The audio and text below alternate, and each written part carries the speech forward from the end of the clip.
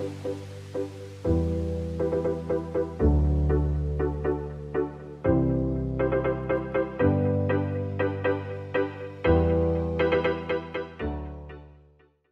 confiance à la technique. Mais Boris, je te laisse la parole. Peut-être dire deux, trois mots sur toi et nous proposer de participer à une inclusion dont tu as le secret. Merci Alex. Déjà, est-ce que vous m'entendez? Ouais, ça Ouais. va, parce que j'ai basculé du téléphone sur l'ordinateur. Donc là, je suis au sous-sol du CRI, je me suis planqué, enfin du LPI maintenant. Oui, un mot de moi, donc un peu comme Jérémy, hein, moi je suis un slasher, je mange à tous les râteliers, donc nous avons confondé le Lab RH ensemble avec Jérémy et je participe aussi à Tomorrow Theory. Je travaille beaucoup avec toi et Humans Matter, Alex, parce que j'ai aussi cofondé The Game, et également France Apprenante qui maintenant a lancé son nouveau manifeste pour 2023. Donc voilà, je suis très content de voir que tout ça fleurit et c'est très enthousiasmant pour l'avenir, même s'il peut paraître sombre sur certains aspects. Donc justement, pour cette inclusion, ce que je vais vous proposer, je prépare assez rarement les choses, je laisse un peu émerger ce qui vient. Donc, comme c'est le nouvel an chinois, j'avais pensé à une inclusion sur les animaux que tout le monde peut faire. Donc, je vais inviter en fait tous les participants à écrire dans le chat, mais peut-être plus là, les participants de la table ronde et les animateurs aussi vont eux en fait exprimer oralement la réponse à cette question qui est si vous étiez un animal, lequel vous voudriez être en fait pour traverser la période de transition, la période en fait à la fois de chaos et d'opportunité qui va s'ouvrir à nous là, et quelle qualité particulière en fait vous voyez dans cet animal, en quoi ça va vous servir à traverser cette période. Voilà, donc le nom d'un animal et une qualité.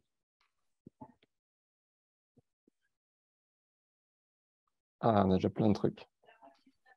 Excellent. Ah, c'est très beau parce qu'il y a Jérémy, plein de qualités qui émergent là. Ouais, Jérémy, excuse-moi, ta vidéo s'est retournée. Désolé. Ah oui. La loyauté, la souplesse, l'adaptabilité, etc. Et c'est très inspirant, les animaux. La douceur, ça peut être utile comme qualité. Et une vie. Le teckel pour l'humour, excellent. Oiseau, prise de hauteur, la hauteur de vue aussi. Ouais. Pas être pris par les tunnels. Excellent.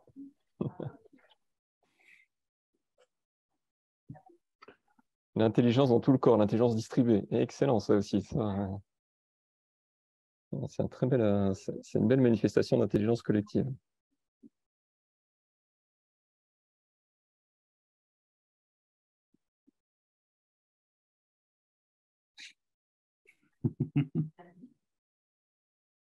La baleine.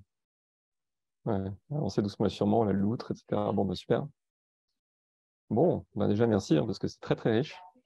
Peut-être, est-ce que ça va si, Alex, si nos invités disent un mot un peu plus, Bien sûr. plus détaillé sur les animaux qu'ils ont choisis et les qualités qu'ils y voient? Bien sûr. Et merci beaucoup, hein, vous avez magnifiquement participé, c'est vraiment très, très... Le chameau, la résistance aux températures extrêmes, ça peut servir. Hein. Alors attention, parce que le réchauffement climatique, c'est aussi parfois en fait du froid, hein, c'est surtout une perturbation. Hein. Ok, voilà, si vous pouvez peut-être dire un mot, Sylvane, Lorraine, Jérémy, Bonjour à tous. Bon, moi j'ai choisi un animal que tout le monde connaît, je crois qu'il y en a 17 millions en France, c'est le chat. Alors j'ai mis en riant qu'il a 9 vies, mais je pense qu'effectivement, ça serait pas mal de pouvoir avoir 9 vies pour voir arriver à un monde meilleur après toutes ces transitions qui nous traversent. Mais le chat a d'autres qualités. D'abord, il est à la fois sédentaire et il faudra peut-être se relocaliser. Il est indépendant. Je pense qu'il faut pas mal d'autonomie et de force de caractère pour affronter ce qui va se passer. Il est aussi câlin, doux et dépendant de son maître quand il veut. Donc, il est capable de se fonder quand même dans une relation. Enfin, je pense qu'il a beaucoup besoin de relations. En plus, il est superbe, donc ça met un peu de bonté dans l'existence. De beauté dans l'existence. Enfin, de la bonté, c'est pas mal non plus, mais en l'occurrence, des beautés que je voulais dire. Merci beaucoup, Sylvain. Viens, mon beau chat sur mon cœur amoureux. Retiens les griffes de ta patte et laisse-moi plonger dans tes beaux yeux mêlés de métal et d'agate. Alors, qui a Charles envie Baudelaire. Voilà, Baudelaire. Qui a envie de prendre la suite?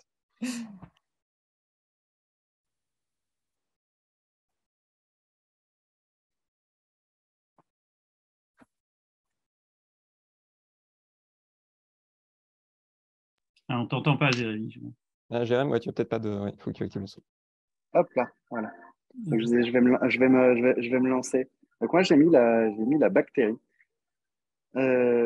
Parce qu'en fait, quand on me dit, vas-y, pense à quel animal tu voudrais être dans le futur, bah, moi, je pense tout de suite à l'humain, parce que l'humain est la seule espèce sur Terre aujourd'hui capable d'éviter sa propre extinction.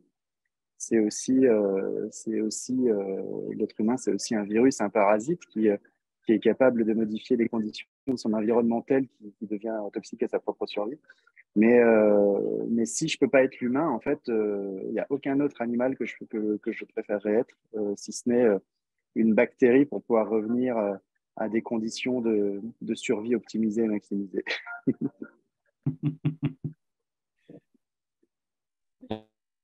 Merci Jérémy. Alors évidemment, la bactérie, moi, ça me fait penser, si vous vous souvenez du film Disney Merlin l'Enchanteur, à un moment, Merlin se bat contre la sorcière et à la fin, il devient un dragon. Alors on se dit, mais qu'est-ce qu'il va faire, etc. Il se transforme en bactérie et c'est comme ça, finalement, qu'il arrive à vaincre le dragon. Donc, merci Jérémy pour la bactérie. C'est pas parce que c'est petit que c'est pas puissant. Qui veut prendre la suite?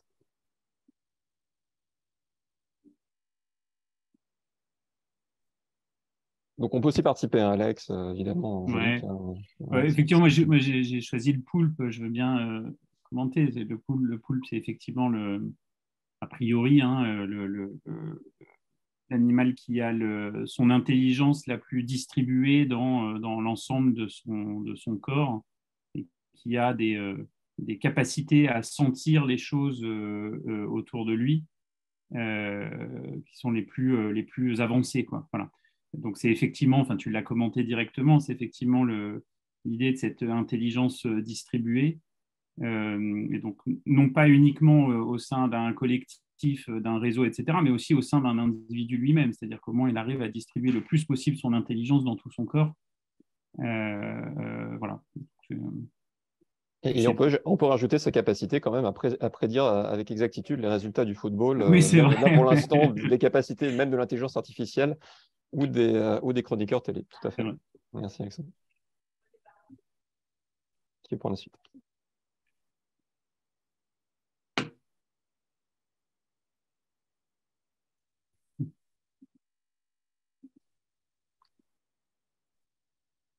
Marine Angélique. Angélique, tu peux aussi, hein, si tu veux. Il y a un petit mot. Très rapidement, moi j'avais proposé la girafe pour sa capacité du coup physique à voir les choses de haut et puis aussi pour la symbolique par rapport à la communication non violente de cet animal qui est référencé à cet endroit-là. Voilà. Je pense que dans le futur, on a besoin de beaucoup de girafes. Et moi j'avais pris, en fait j'aurais changé, mais j'avais mis la gazelle pour être capable d'avancer très vite, aussi peut-être pour le côté vulnérable par rapport à tout ce qui nous entoure, parce qu'on se sent quand même très petit et très mis en danger par rapport à tout ce qui arrive. Et puis peut-être aussi parce que si on avance à plusieurs, bah, c'est notre salut, en tout cas sur la dimension collective. Voilà. Merci Lorraine.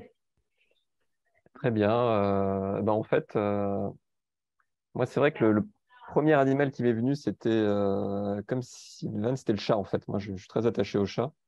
Pourtant, je trouve qu'ils sont parfois orgueilleux, indépendants, un peu emmerdeurs, hein, pour dire la vérité, hein, enfin, pour dire vraiment ce que je pense au fond. Mais en même temps, ils ont cette résilience et puis cette beauté, hein, tout simplement. Enfin, ils ont quelque chose de très particulier. Donc, j'ai un rapport d'amour et d'irritation au chat. Voilà. Et puis, comme je suis beaucoup entouré par des rebelles autour de moi, ça me parle bien, les chats, en fait. Voilà. La meute de rebelles. Je pense que ça peut aider à traverser le cas aussi. Voilà, écoute, je te rends la parole, Alex. Et merci beaucoup d'avoir participé tous à cette inclusion animalière. Merci. Inclusion animalière qui, mine de rien, nous fait entrer dans le vif du sujet, hein, parce que je pense qu'on a toutes et tous là évoqué un certain nombre de compétences, de capacités, etc., qui nous semblent être utiles, voire vitales pour évoluer dans le monde dans lequel on est aujourd'hui. Et donc, en fait, voilà, effectivement, en guise, on va dire, d'introduction ou de tentative de poser un cadre à la conversation qu'on va avoir ensemble, en fait, moi, ce que j'avais envie de partager, c'était que en fait, je me rends compte que s'il y a bien quelque chose qui fait absolument consensus dans le monde de l'éducation, de la formation et dans le monde des compétences de manière générale, c'est que, en fait, on doit se focaliser sur des nouvelles compétences, quoi. C'est-à-dire que c'est que ces fameuses compétences du 21e siècle, hein, alors on ne sait pas encore parfaitement bien les définir, c'est un peu normal, mais ces fameuses compétences du 21e siècle, c'est-à-dire celles qui vont nous permettre de faire face à tous les enjeux de transition, ce n'est pas celles du XXe siècle, en fait. Ce n'est pas celles qui nous ont permis d'accélérer tout le progrès technique de façon assez phénoménale au XXe siècle. Enfin, ce qui fait à peu près consensus, c'est que ce n'est pas les mêmes. Et donc, il y a un changement dans les compétences sur lesquelles on doit concentrer nos efforts. Moi, ce qui me semble faire moins consensus, c'est quelles sont précisément ces compétences. C'est-à-dire que parfois, on les qualifie de sociales, de cognitives, de comportementales, de douces, de relationnelles, de créatives, d'humaines. Parfois, c'est un peu tout à la fois. Donc, ce n'est pas forcément si facile que ça de s'y retrouver. Et en fait, on se rend compte que cette question de quelles sont effectivement ces compétences du 21e siècle, quels référentiels on met, comment on les mesure, comment on les développe, enfin, surtout voilà, comment on les pense, ça anime beaucoup de débats. Il me semble, Jérémy, que tu vas y passer une partie de ton après-midi, si ce n'est le reste de ta semaine, de ton mois et de ton année. Mais en fait, moi, je me suis dit, en préparant ça, qu'il y a une question qui me semble moins présente dans les réflexions, peut-être que je me trompe, hein. C'est surtout celle du comment. C'est en fait comment on fait. Comment on fait pour les développer, ces fameuses nouvelles compétences ou compétences du 21e siècle. Et notamment, en fait, est-ce qu'il faut les ajouter aux anciennes dans une forme d'accumulation, c'est-à-dire on accumule des nouveaux apprentissages et puis on espère que par un changement d'équilibre, c'est les nouvelles qui vont prendre le pas. Et là, je me suis inspiré des travaux, peut-être que vous connaissez, de la redirection écologique, travaux d'Alexandre Monin, de Origins Media Lab. C'est est-ce qu'il n'y a pas en fait un enjeu de redirection des compétences, c'est-à-dire en fait de désapprendre des compétences qu'on pourrait qualifier de zombies, hein, je reprends la terminologie de la redirection écologique, parce qu'il ne faut pas en fait les abandonner et gérer l'abandon de ces compétences pour permettre à des compétences qu'on pourrait qualifier de régénératives de vraiment émerger, être présentes et prendre plus de place dans l'appareil de formation de façon générale. Alors, cette question du comment, c'est celle-là qu'on vous propose sur laquelle on vous propose de se focaliser pendant cette table ronde. C'est comment on s'y prend, quoi. Partant du principe qu'aujourd'hui, on ne sait pas encore parfaitement les définir, ces compétences du 21e siècle, mais qu'en fait, il ne faut évidemment pas attendre qu'elles soient parfaitement définies pour s'engager dans leur développement. Voilà, comment on peut s'y prendre, en fait. Qu'est-ce qui peut être les meilleurs moyens, modalités, façons, voilà, je ne sais pas. Alors, c'est une question, on n'a pas choisi au hasard, hein, elle est effectivement au cœur de ce projet Essaim qui nous anime avec Boris, mais pas que, hein, un certain nombre d'autres partenaires, on en parlera à la fin de cette table ronde, qu'on proposait d'aborder et qu'on va vous proposer d'aborder sous l'angle du co-développement, c'est-à-dire pas sous l'angle d'une discussion générale et de confrontation de nos avis sur la question, mais plutôt en partant de problématiques spécifiques qui ont été exprimées par nos invités à cette table ronde. Donc voilà, vous allez toutes et tous qui nous écoutez participer, puisque dans quelques secondes, je vais lancer un sondage qui reprendra 3 problématiques qui ont été proposées. Alors, je ne vous dis pas lesquelles par qui, ça serait trop facile, mais après, vous pouvez jouer au jeu de qui est qui. Vous allez peut-être y arriver. Je vais vous proposer un sondage avec 3 problématiques qui ont été proposées par nos invités. C'est vous qui allez voter pour la problématique sur laquelle on va baser cette séance librement inspirée du co-développement. Je prends des pincettes parce qu'à chaque fois, je me fais taper sur les doigts par les puristes. Et donc, une fois que le choix aura été fait, on vous dévoilera évidemment qui porte cette problématique et on s'engagera dans une séance de co-développement raccourcie, évidemment, hein, puisqu'on aura un petit peu moins d'une heure pour le faire. Et je vais avoir le message de Catherine Barba qui dit qu'elle nous rejoint dans 5 minutes. Elle arrivera pile poil au moment où on démarrera le premier tour de CODEV, qui sera donc un tour de clarification, de reformulation de la problématique proposée. Voilà, donc je vais lancer le sondage s'il n'y a pas d'objection à ce stade. Et puis, on verra les résultats. Voilà, donc il est parti. Donc, tout le monde peut voter. Donc, normalement, vous avez la pop-up qui s'est affichée avec les 3 problématiques. Donc, que je peux commenter rapidement. Hein, donc, une première problématique vraiment qui part d'une prise de conscience, un peu de ce que j'exprimais en introduction sur ce ne sont pas les compétences anciennes qui nous permettront de faire face au monde dans lequel on est, mais précisément quelles sont, comment on développe ces compétences qui nous permettent de déterminer et de mettre en application les actions. Une question plus relative à des transformations d'organisation, hein, c'est-à-dire comment mettre les collaborateurs en mouvement dans un gros groupe et donc comment aider à accompagner ces collaborateurs. Et puis, alors, une question vraiment plus personnelle, mais qui, à mon avis, peut être extrêmement inspirante aussi, c'est comment est-ce que je peux faire passer un seuil à mon activité innovante sans en perdre le plaisir. Voilà, donc vous voyez 3 natures de problématiques assez différentes, à 3 niveaux différents. Voilà, je laisse le vote se dérouler. Vous êtes déjà la moitié à avoir voté. Merci, ça va très vite.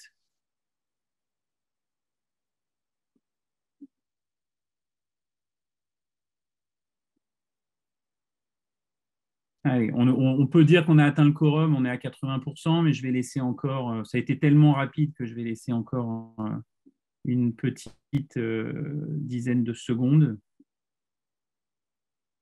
Bon, on est à 88% de votants, donc on peut dire que ça ne bougera plus. Je vois avant de couper s'il y a quelques votes qui arrivent encore. Oui, alors un dernier. C'est dommage, Alex, nous avons oublié de mettre la petite musique d'attente des chiffres et des lettres que j'aimais bien.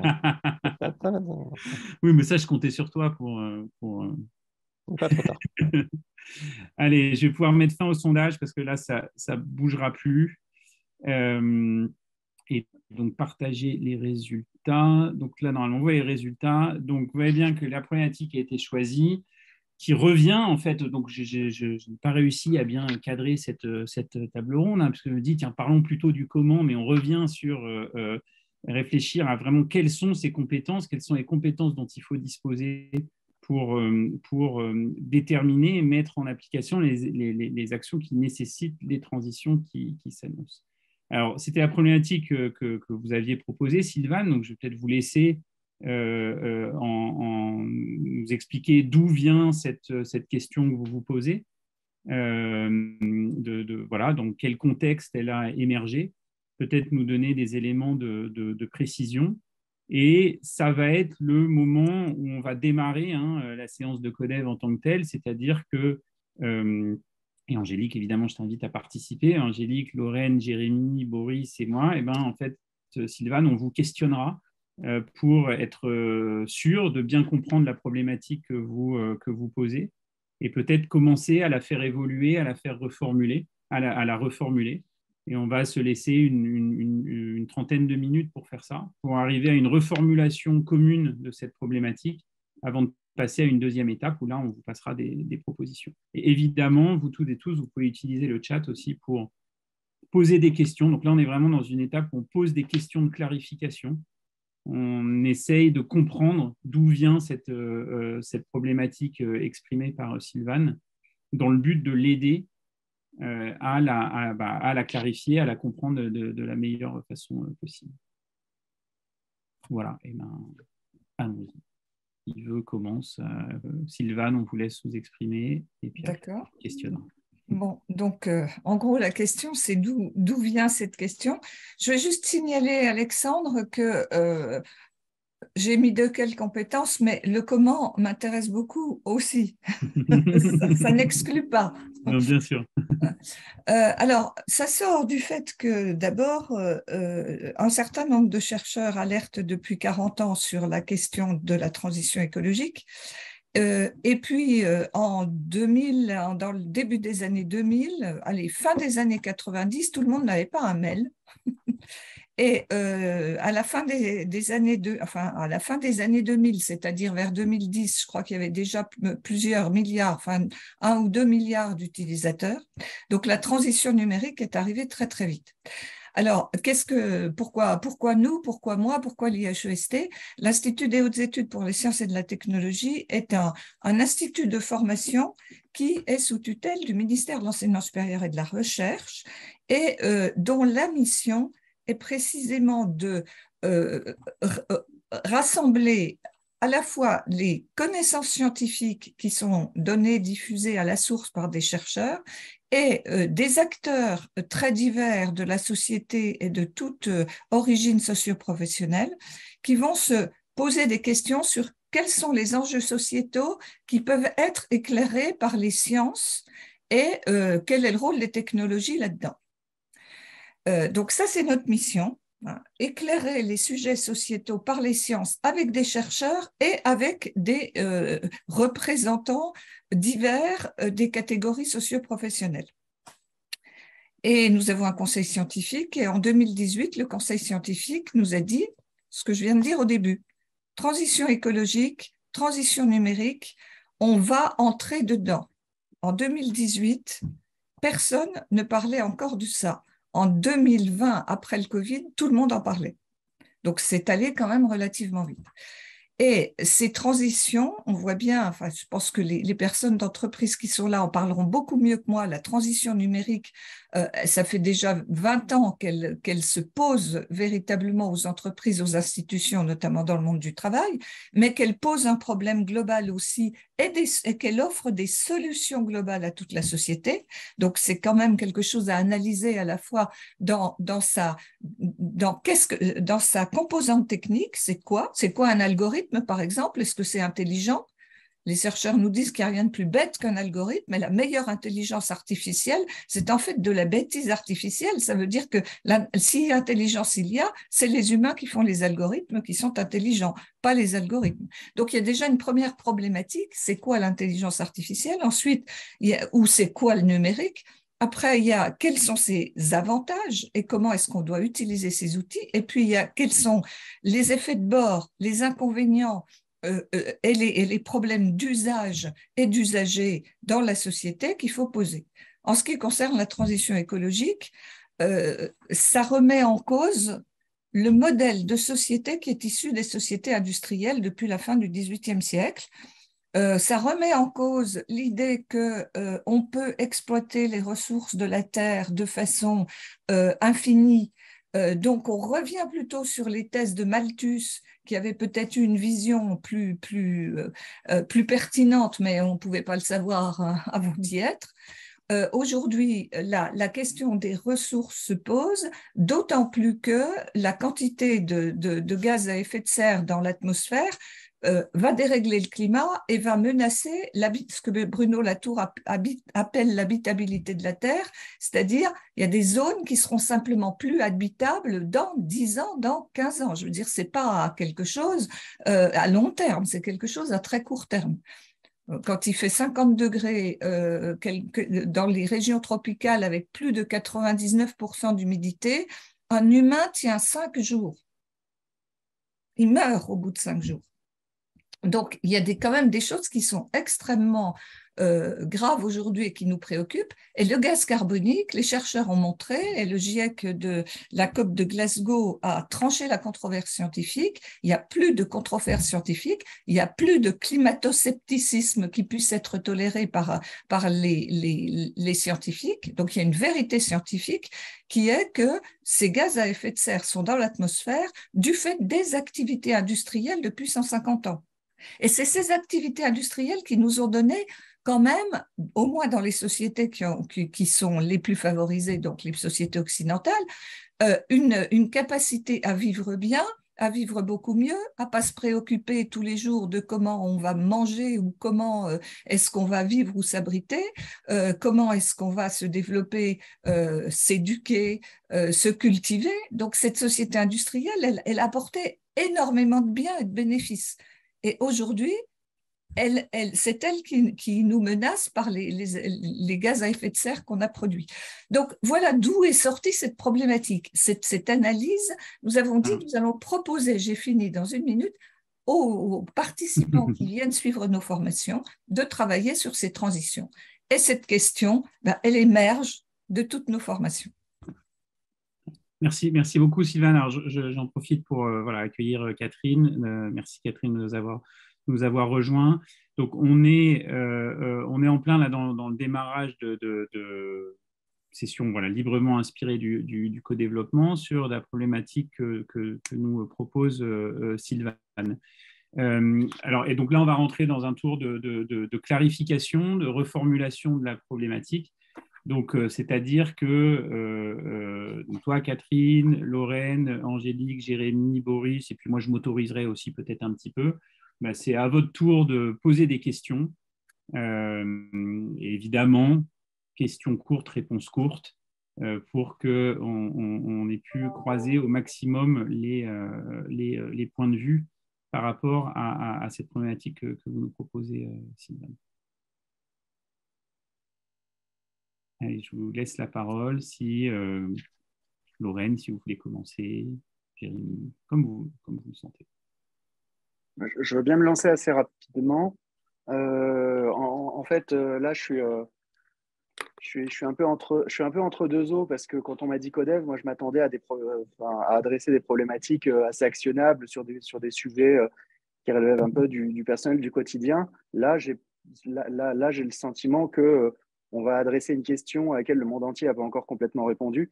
Donc, on va plutôt tomber dans la prospective que dans le codev. Est-ce que tu peux clarifier ça pour moi, s'il te plaît, Alexandre? Alors non, moi je pense que je ne vais pas être en mesure de le clarifier là, mais je pense que justement ce que tu nous dis peut être une question à poser à Sylvain, c'est-à-dire en fait, qu'est-ce que je vais tenter, c'est Sylvain, quels sont à votre niveau, quelles sont les conséquences opérationnelles actionnables ou les implications actionnables et opérationnelles de cette question que vous vous posez? En quoi quels effets ça a sur vos propres activités au quotidien? Merci Alexandre. D'accord, merci Jérémy et puis merci Alexandre de la reformulation. C'est une excellente question parce que c'est précisément la question dont il faut se décoller. Ce que nous disent maintenant les chercheurs et les experts et les entrepreneurs qu'on a pu inviter, je citerai Total Energy, Renault, Suez, dont des grosses entreprises, nous disent il faut qu'on passe tout de suite à l'action. C'est aujourd'hui et maintenant. C'est-à-dire qu'il faut, par exemple, décarboner ses activités pour les entreprises.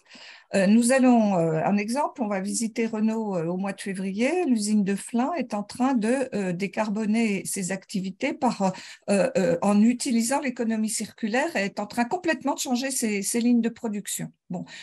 Et pour les citoyens et pour les individus, il y a un certain nombre d'actions qu'on peut mettre en œuvre et puis d'ailleurs dont vous avez tous entendu parler. Mobilité douce, attention aux déchets, peut-être s'équiper de panneaux solaires, de pompes à chaleur, donc changer ses modes d'énergie. Donc chacun aujourd'hui sur ces sujets-là de transition écologique a des actions très précises à faire. Donc c'est presque beaucoup plus concret que les problèmes de transition numérique où là, Jérémy, la question, je me la pose telle que vous la posiez. Peut-être déjà aussi, Non, vas-y. Il y a deux problématiques dans la problématique où est-ce qu'on a quand même un dénominateur commun sur les compétences attendues entre la transition numérique et la transition écologique. Parce que là, Sylvain, les exemples que vous avez pris, c'était autour de la transition écologique. Est-ce que quand même, on va pouvoir identifier des compétences qui sont nécessaires pour ces deux types de transition? Super la question. Ça m'oblige à réfléchir. En fait, là, ça doit être le but de l'opération. Oui, on en voit une au moins qui est la capacité de prendre un peu du recul sur ce qu'on nous propose ou sur ce qu'on fait. Donc, sur la transition écologique, prendre du recul sur ce qu'on fait, c'est par exemple changer son propre comportement, ok. Mais sur le numérique, c'est ça aussi. Alors, je donne un exemple précis. On a pu travailler sur la santé avec certains groupes, la santé numérique, avec des orateurs qui venaient plutôt des structures de l'État qui étaient absolument passionnés par ça et qui nous expliquaient que ça allait résoudre absolument les problèmes de la santé et notamment du désert médicaux. Et en discutant avec le groupe, qui a pris du recul là-dessus, il s'est avéré qu'il y avait une capacité de critique de ça qui était quand même intéressante à faire. Et donc, la capacité à prendre du recul, je dirais, à exercer un esprit critique, pas un esprit de critique, mais un esprit critique, et à se demander, du coup, à se décoller aussi de certains biais cognitifs en se disant qu'est-ce qui est bon et qu'il faut conserver ou qu'on doit conserver, qu'est-ce qu'il faut absolument changer. Et voilà, je ne sais pas si j'ai répondu un peu à votre question, Lorraine. Oui. J'ai peut-être aussi une question, Sylvane, en vous écoutant et grâce aux questions posées précédemment. Finalement, vous nous dites qu'aujourd'hui, au fond, les solutions existent. C'est-à-dire qu'aujourd'hui, s'il s'agit de trouver des plans d'action pour changer les comportements individuels, pour décarboner, etc., on sait à peu près comment faire. Donc, j'ai plutôt l'impression de votre question, et enfin, je m'autorise une reformulation, c'est plutôt autour de quelles compétences finalement on a besoin pour lever les barrières qui nous empêchent d'y aller. Voilà. C'est quelque chose qui est plutôt autour de ça, c'est-à-dire au fond finalement. Absolument. Et ça rejoint, ça boucle peut-être avec la question initiale d'Alexandre, hein, c'est-à-dire de quoi il faut se débarrasser en termes de barrières, parce qu'il y a peut-être aussi des choses qui nous encombrent hein, dans la façon d'y aller, et de quoi on a besoin en fait en termes de capacité ou de compétences, ou c'est peut-être à un autre niveau que ça se dessine aussi, hein, pour pouvoir mettre en place. Parce que finalement, ce n'est pas du tout une question de comment faire, hein, c'est plutôt une question de pourquoi on ne fait pas en fait. Pourquoi? Oui, alors c'est là où c'est clairement la question. Et c'est là où mon élément de réponse, c'est soyons intelligents collectivement, parce que je n'ai pas la réponse, évidemment. Hein. Si je l'avais, je ne poserais pas la question. Donc, est-ce que là, on peut se dire qu'on progresse dans la reformulation de la problématique en allant sur cette idée de oui, ce qui nous encombre, ou qu'est-ce qu'on a besoin de faire pour lever les freins? Est-ce qu'on peut se dire qu'à ce stade de la conversation, on est en train de progresser vers une reformulation qui va sur les freins, quoi. Qu'est-ce qui nous bloque en fait? On sait qu'on doit faire, il y a quand même un panel de solutions important. Comment on fait pour lever les freins? Alors, Alexandre, Ouais. moi de mon côté, parce qu'encore une fois, là pour moi, pour l'instant, on est en vrai dans la prospective et dans quelque chose qui est bien plus large que le codev. Est-ce qu'on pourrait essayer de se dire, Sylvane, au quotidien, si c'est quelque chose qui t'interpelle, c'est parce que dans ton activité, tu le rencontres. Et j'imagine en fait que toi, tu aimerais pouvoir proposer des solutions à tes membres, à tes clients, je ne sais pas. Et donc, en fait, est-ce que tu voudrais ressortir de là avec un début de méthode à proposer à tes membres ou clients? Ah très bien, oui, parfait. C'est ça? Oui, oui. Absolument. D'accord. Ça me va très bien. Je ne dis pas qu'on va y arriver, mais, Ah non, mais mais, ça me va très, très bien. mais c'est ça la problématique qui te touche, toi, c'est que tu veux pouvoir apporter ces réponses concrètes à ton écosystème. À mon écosystème, à moi, à vous, à tout le monde, mais à mon écosystème, oui. Donc, mais oui, non, mais ça me va très bien, ta reformulation. Merci, Sylvane. Catherine, est-ce que alors l'exercice n'est pas facile, j'imagine, mais justement. Surtout, j'arrive un peu en retard. Oui, voilà, c'est ça, mais justement, pardonnez-moi. En fait, je comprends qu'on parle de choses très macro. Là, on parle de groupes, d'entreprises, et puis il y a aussi après la responsabilité individuelle de chacun. Hein. Moi qui suis entrepreneur, c'est aussi celle que je regarde. Peut-être pour revenir sur Renault, que je connais bien puisque je siège au conseil d'administration depuis 5 ans. ce qu'il faut pour aller résolument vers cet avenir plus clean, plus vert, plus propre. Je crois qu'il faut un capitaine de navire extrêmement courageux et visionnaire. C'est une compétence, mais moi, je vois que Luca de Meo, c'est quelqu'un qui a une vraie vision d'entreprise. Et quand tu vois que l'industrie automobile est responsable de 15% des émissions de CO2 en Europe, c'est évident qu'il faut changer d'orientation et la réglementation est là. Mais donc, ce que je me dis, c'est que non seulement il faut, les contraintes que je vois à ma petite échelle, moi je suis petite entrepreneur dans ce conseil, dans cette instance de gouvernance très importante, c'est que je vois l'ampleur du travail. Je vois qu'il faut aller vers la voiture propre, qu'elle soit à hydrogène ou électrique, et explorer tous les autres moyens de déplacement plus respectueux de l'environnement. Il faut aller aussi sur tous les métiers adjacents, l'assurance, l'énergie, l'économie circulaire, la cybersécurité. Donc, je me dis que quand le software va prendre le dessus sur la mécanique et qu'on change complètement de business model, en fait, c'est vraiment complexe. Je me rends compte à quel point c'est complexe et que pour exister encore dans 15 ans, ça demande cette vision et l'exécution qui va derrière. Donc, je ne sais pas si c'est une compétence, mais ce que je peux voir modestement à l'échelle de la grande entreprise, c'est cela, quoi. Ça part aussi des humains, du courage. Le courage professionnel, c'est pas toujours très partagé. Enfin, je sais pas. En tout cas, moi, je le vois là. Après, à échelle individuelle, moi, je le vois et je laisse la parole après. C'est plus en tant qu'entrepreneur que je vois dans les transformations du monde, et vous les voyez comme moi, c'est que le travail se transforme tellement profondément. Il y a des gens parmi nous qui connaissent ça bien mieux que moi, mais et qu'aujourd'hui, il faut des talents pour faire ces transformations, et des talents qui veulent de moins en moins être recrutés. Et ce mouvement vers les indépendants, qui est celui qui m'anime, parce que juste pour vous dire, moi j'ai créé ma 4e entreprise il y a 4 mois, c'est l'école des indépendants qui réussissent. Pour moi, tout l'enjeu, c'est de dire, si je veux être alignée avec mon axe de vie, qui est d'avoir prise sur le monde, de contribuer dans la bonne direction, et que je pense que le sens, il est dans la création de mon entreprise, ça c'est très bien le sens, mais il faut de la rentabilité.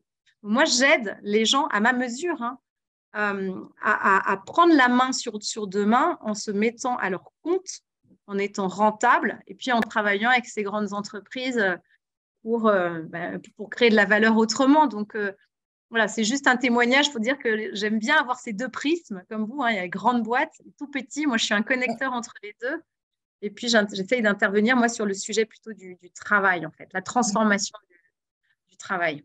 Je ne sais pas si ça fait bon, c'est est-ce que je peux t'inviter à formuler une question donc, qui serait adressée à Sylvane à partir de cette progression que l'on a. Donc, je vais essayer de cranter à chaque fois, comme on dit, c'est-à-dire qu'avec l'intervention de Jérémy précédente, on est passé presque à une problématique qui est finalement quelle méthode pour aider les personnes autour de moi à lever les freins, en termes de pour développer ces compétences qui permettent de faire face à des enjeux. Voilà, peut-être c'est pour ça que j'ai l'impression qu'on progresse là dans la discussion.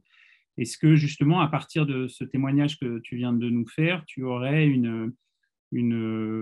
soit une question à Sylvane sur laquelle elle peut rebondir, soit une proposition pour continuer à progresser dans cette reformulation de problématiques? Intéressant. C'est difficile parce que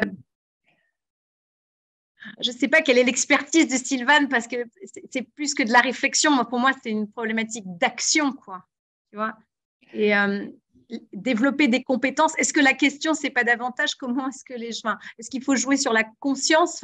La conscience, est-ce que vous avez le sentiment qu'on a conscience qu'il y a une transformation et qu'il faut en faire partie ? Et donc, le blocage, il est plus je passe de la conscience que j'ai, des transformations qui sont à l'œuvre et auxquelles je peux participer, à l'action. Absolument.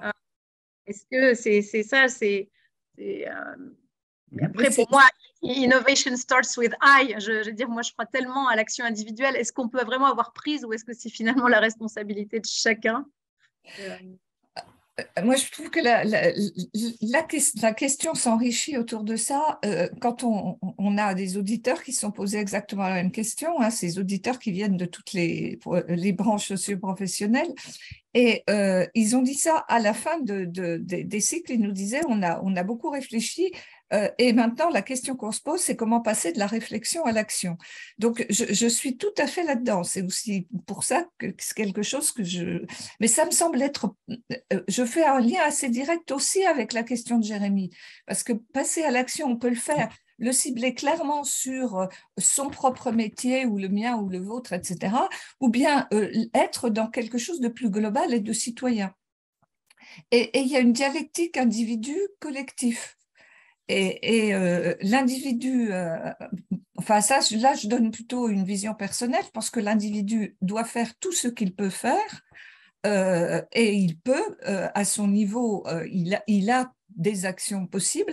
Et à un moment donné, il va être limité et il y a besoin du collectif. Donc, effectivement, dans l'entreprise, peut-être une grosse entreprise, une vision. Dans une PME, ça va se faire différemment. Bon, les HEST, on est 10. Moi, ce que j'ai fait, c'est un bilan carbone.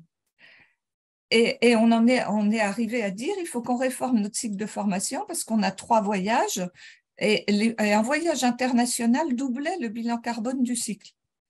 On était à 270 tonnes de carbone pour un cycle de 34 jours et de 45 personnes.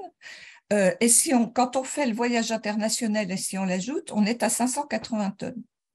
Donc ça, c'est voilà, une action qui est au niveau d'une PME. Bon, donc, on a changé le cycle, on a réduit le nombre de voyages, on propose autrement. Voilà un exemple d'action. Bon, oui, Boris. Oui, parce que donc là, il me semble que quand même Catherine a prononcé un mot qui est très important, un concept en fait qu'on n'avait pas évoqué jusqu'ici. Tu as parlé de conscience.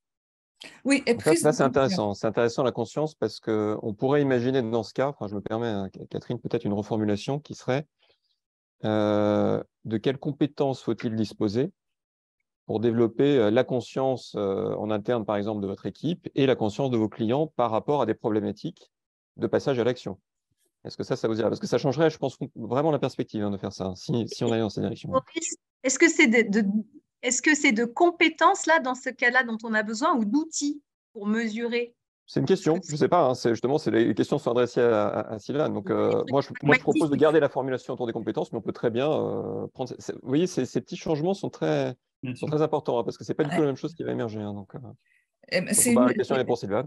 Des outils, il en faut, ça c'est sûr, mais si on n'a pas les bonnes compétences pour les utiliser, on peut les utiliser très mal. Hein. Je peux prendre un marteau pour assommer mon voisin ou pour taper sur un clou. Bon. Donc, mais il faut des outils, c'est sûr. Mais moi, je m'interroge entre compétences et capacité, c'est-à-dire il faut par exemple avoir du courage. Est-ce que c'est une compétence ou une capacité? Donc, et du coup, comment on développe une capacité? Parce que ça se développe. On peut rendre des gens lâches dès l'enfance ou les rendre courageux. Donc, il y a tout un système. Voilà. Donc, je réponds par une question à ta question. Tout à fait, tout à fait. Ouais, c'est une très bonne. Oui, bah, en fait, c'est une très bonne question, peut-être aussi. Jérémy, tu vas rebondir là-dessus, hein, parce qu'on peut aussi imaginer en fait qu'il y a des compétences pour construire en fait des contextes, des cadres, etc., qui vont à leur tour développer ou atrophier des capacités ou la confiance. Donc, est-ce qu'on veut aller dans cette direction-là, quoi? Lorraine, allez-y, je vous en prie. Non, ce que je disais, parce que en fait, moi, je peux un peu me faire la représentante, et non pas l'avocate, mais bien la représentante des grands groupes, et peut-être aussi en tout cas d'une catégorie de la population très large, hein, parce qu'en fait, Adecco, c'est une entreprise de 8000 collaborateurs et on délègue sur le territoire français 130 000 personnes tous les jours qui sont sur des postes sur lesquels je pense que leur libre arbitre hein, pour changer les choses est quand même souvent assez restreint parce qu'ils sont dans un rapport au travail qui est très alimentaire et je pense que beaucoup d'entre eux sont quand même très loin de se préoccuper dans leur quotidien de travail, j'entends, je ne peux pas présager de ce qu'ils font d'un point de vue personnel, mais dans leur environnement de travail, c'est très compliqué pour eux d'aller sur ces sujets-là. Ils sont déjà dans l'idée de remplir la tâche pour une rétribution à des fins alimentaires. Et en fait, si on veut bouger les choses, il faut que tout le monde y aille parce que le gros des troupes, c'est quand même eux, quoi. Et du coup, c'est comment on incarne ça dans une entreprise, nous, en tant qu'intermédiaire de l'emploi, comment on passe à l'action parce que, enfin, on a une responsabilité qui est énorme par rapport à ça. Et je pense que oui, il y a quand même des compétences à avoir depuis le top management jusqu'à ces personnes qu'on délègue tous les jours. Et là, Jérémy, je veux bien ton aide. Non, mais je suis d'accord. Et merci d'ailleurs d'avoir rappelé que oui, c'est pas les capacités individuelles, c'est sans doute une petite minorité dans le travail. Hein. Alors que la plupart du temps, enfin la plupart des gens qui travaillent, c'est vrai, ont pas énormément de possibilités d'intervenir sur la politique de l'entreprise ou sur leur travail au quotidien. Tout à fait. Donc, Jérémy, oui, effectivement, peut-être ton point de vue, qui peut toujours être formulé sous forme de question à Sylvane, cette question entre compétences, capacités, qu'est-ce qui se développe, qu'est-ce qui s'apprend, qu'est-ce qui se enfin, voilà. Question, moi, je reste toujours dans mon, dans mon prisme Codev, c'est-à-dire ça doit devenir actionnable pour Sylvane. Et donc, peut-être qu'on pourrait rajouter à la problématique au regard des moyens dont Sylvane et son équipe disposent. Oui, on peut, mais bon, mais ça peut être aussi. Ce qui me gêne un peu, c'est qu'on centre sur moi. Je pense que la question peut se poser pour tout le monde, au regard des moyens dont chacun ici peut disposer, en fonction de son milieu de travail, de son entreprise, de son institution. Je ne sais pas s'il y a des enseignants ici, comment ils peuvent faire par rapport à leurs élèves. Enfin, voilà, c'est parce que ma crainte, Sylvane, c'est que si c'est pas contextualisé, en fait, ça soit un document de prospective extrêmement large, qu'on ne puisse pas adresser dans le temps qu'on a, en fait. Oui, mais je suis pas, voilà, je suis pas sûre qu'il faille faire une disjonction entre quelque chose de très précis pour appliquer à une situation et quelque chose qui serait du domaine intellectuel et très large. Pour avoir travaillé dans les deux, puisque j'ai été consultante en entreprise et puis là maintenant je travaille avec des chercheurs depuis une vingtaine d'années, mais à l'IHEST depuis 5 ans, je me rends compte que les liens sont très faciles à faire entre les deux. Je donne un exemple. Moi, je pense qu'il y a une compétence, en tout cas, qui est assez fondamentale, c'est la capacité à travailler avec les autres en intelligence collective, un peu ce qu'on fait là. Je comprends, Sylvane. Après, ce que je pense, c'est que le problème n'est pas tellement la pensée intellectuelle. Je pense que ça, on va y arriver dans le monde. Je reprends ce que disait Catherine. Le sujet, c'est l'action quand même. Ben oui, mais l'action. Et donc, une action nécessite un contexte. Oui, mais le contexte peut être plus ou moins large. Par exemple, ici, à 80 personnes, si ce qu'on fait peut leur permettre aussi de donner des idées, de leur donner des propres idées dans leur propre contexte, ils arrivent à transposer, voilà le mot que je cherchais. Je veux bien qu'on fasse le point d'application sur l'IHEST, c'est parfait, mais ça serait intéressant que ça puisse être transposé dans l'entreprise de Lorraine, dans celle de Catherine, dans d'autres contextes de tous les participants avec lesquels on a le plaisir, ou devant lesquels pour le moment on a le plaisir d'échanger, j'espère avec lesquels tout à l'heure. Alors, donc je vais faire aussi un peu gardien du temps. Donc, on arrive à peu près à la fin là, de cette première partie où on a questionné Sylvane, fait des incursions de témoignages, d'opinions, etc. Et donc, moi, je vais vous proposer une formulation de problématique parce qu'en fait, moi, je trouve que c'est toujours difficile de s'en rendre compte. J'essaie de garder un point de vue un peu extérieur à cette discussion, mais moi, j'ai vu une vraie progression, en fait. Hein. Et il me semble qu'il y a quelque chose qui réunit un petit peu tout, qui est d'avoir une question autour de la méthode. C'est-à-dire, quelle est la méthode pour passer de la conscience ou de la prise de conscience à l'action, et effectivement dans son contexte, avec les moyens que l'on a. C'est-à-dire pas dans des formes d'intention ou d'incantation ou il faudrait faire ci, ça, machin. Mais en fait, c'est dans son propre contexte. Quelle est la méthode en fait pour passer efficacement d'une prise de conscience à une mise en action, ou peut-être inversement aussi, d'action à une augmentation du niveau de conscience des sujets qu'on a à traiter. Voilà, moi ce que j'ai envie de vous proposer comme formulation pour prendre aussi le point de Jérémy sur aller sur effectivement de la méthode, des choses actionnables, et puis réussir à embarquer ces notions de conscience, d'action et de comment on fait en fait. J'ai lu si tu permets, dans le chat là, une remarque sur le pouvoir d'agir. C'est Marion Joly, développement du pouvoir d'agir. Et c'est un peu aussi le sujet que Lorraine soulevait. Donc ça, c'est aussi action et pouvoir d'agir aussi. Il faudrait peut-être le réintégrer. Est-ce que ça vous convient, Boris? Enfin, c'est une proposition, hein, donc on peut prendre encore quelques minutes pour la préciser et discuter sur cette proposition. Non, moi, ça me va tout à fait, mais c'est intéressant ce qui se passe parce que, vous voyez, là, on a un très bon exemple. Sylvain parlait en fait de la transposition. Comment en fait je fais pour transposer quelque chose et le rendre actionnable? Et en fait, ce n'est pas parce qu'on va au bout d'un cas très singulier, très particulier, que la transposition va en être en fait réduite, tout au contraire. Je pense que plus on va être capable de répondre en fait, à un besoin très précis, et voilà, tu sais, par exemple, moi j'ai un client qui veut mettre en place une usine décarbonée, mais il ne voit pas très bien en fait, comment faire, il y a des résistances, donc comment on fait en fait, de quelles compétences on a besoin pour, voilà, exactement, l'étude de cas. Et ben, c'est justement parce que c'est très singulier et complètement différent de mon cas à moi, parce que moi aussi, hein, j'ai ce sujet-là pour d'autres sujets, que je vais pouvoir transposer. Parce que ce que je vais transposer, c'est vraiment d'aller en détail et vraiment planter l'aiguille sur quelque chose d'opérationnalisable. Je pense que c'est aussi juste pour faire un petit méta là-dessus.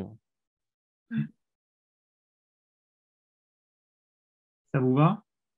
Donc, oui, donc, en gros, hein, c'est comment passer de la conscience à l'action, quelle méthode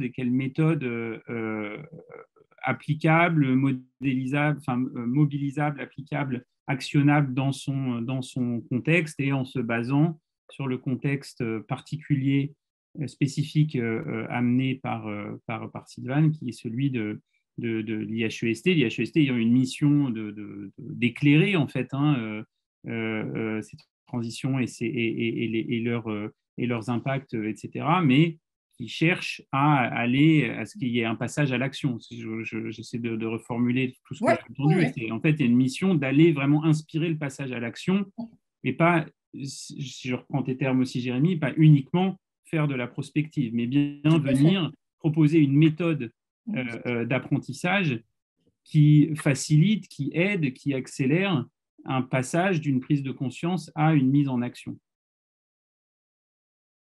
Donc, ça vous va si on se centre sur effectivement la méthode. Donc, c'est-à-dire que voilà, maintenant, on va pouvoir entrer dans le moment de proposition effectivement les plus concrètes, actionnables, opérationnelles possibles.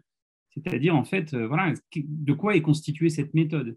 Effectivement, quels outils, quelles modalités, quelle façon de venir accélérer, réaliser, activer un passage d'une prise de conscience à une mise en action.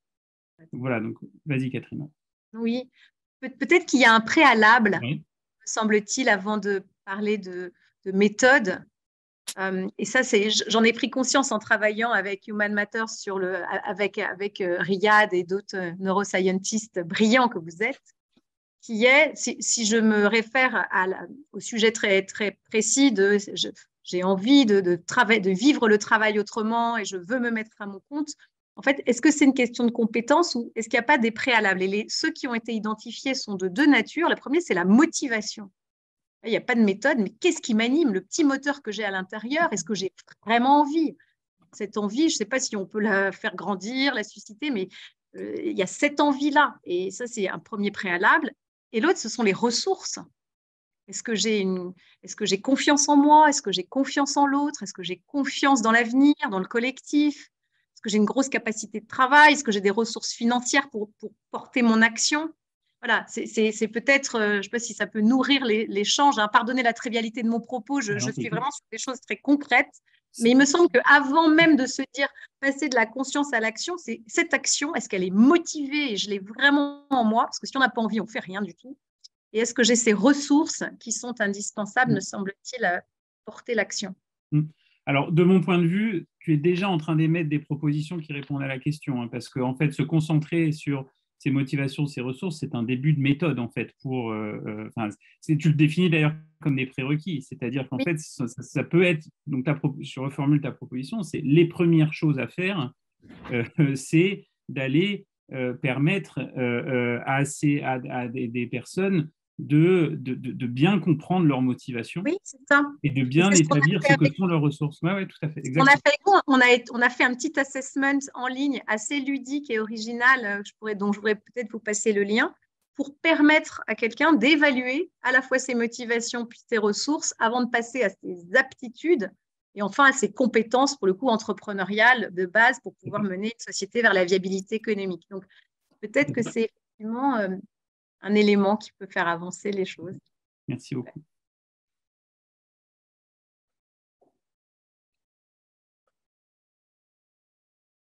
Lorraine, Jérémy? Oui, je pense qu'on peut inclure le propos de Catherine, merci Catherine, dans le contexte plus large de la compétence, puisque si le sujet c'est de rendre les gens, les gens compétents, on peut reprendre une conception moderne de la compétence qui est qu'on est uniquement compétent lorsque à la fois on sait agir, on veut agir et on peut agir. Et donc, ça, c'est les définitions de Le Boterf, reprise de Piaget, mais qui dit en gros que la compétence, elle a trois grandes dimensions. Catherine là parlait par exemple du vouloir agir, comment on développe le vouloir agir chez les gens. Ça commence par comprendre les moteurs qui vont actionner ce vouloir agir. Mais on a le savoir agir, là, c'est quand on parlait des aptitudes et tout ça. Donc, comment on rend les gens réellement, comment on donne une méthode concrète. Et le dernier, c'est le pouvoir agir qui, pour moi, en fait, est le vrai marqueur, celui qui va pas dépendre que de la personne. C'est quelles sont les ressources et les latitudes que j'ai à ma disposition pour pouvoir agir. Si mon manager m'empêche de le faire, si l'environnement ne me le permet pas, si les outils ne le permettent pas. Catherine parlait des outils tout à l'heure, ça entre dans le pouvoir agir. Et donc, je pense que tout ça, ça veut déjà dire être capable de faire un diagnostic sur, et là je reboucle avec ce qui a été dit tout à l'heure, sur le pouvoir d'agir. En vrai, le pouvoir d'agir devrait englober pour moi ces trois dimensions-là. Le savoir agir, le vouloir agir, le pouvoir agir. Et derrière, à partir de là, en fait, on pourrait développer des réponses extrêmement contextualisées. Donc, quelque chose, Jérémy, que tu proposes autour du diagnostic, de l'évaluation, pour déjà comprendre ces compétences de base au sens que tu l'as défini, hein, donc ces trois dimensions. C'est ça que je comprends de ta proposition, c'est qu'en fait, il faut qu'il y ait une forme de généralisation de cette connaissance de soi au regard de ses compétences. En fait, oui, c'est ça, c'est dans le savoir agir, c'est concrètement aujourd'hui, ça veut dire quoi agir? Ça veut dire quoi agir dans le monde dans lequel on vit? Qu'est-ce qui a de l'impact? Agir, ça veut dire derrière qu'il y a un résultat. Quelles actions permettent d'avoir du résultat et qu'est-ce que ça demande comme aptitude et capacité et connaissance? Ça, c'est la première chose. La deuxième chose, c'est vraiment sur le vouloir agir, là, c'est ce que Catherine proposait. Et le dernier, c'est dans mon environnement, sur quoi je peux agir pour augmenter ma capacité d'impact. Okay. Merci beaucoup.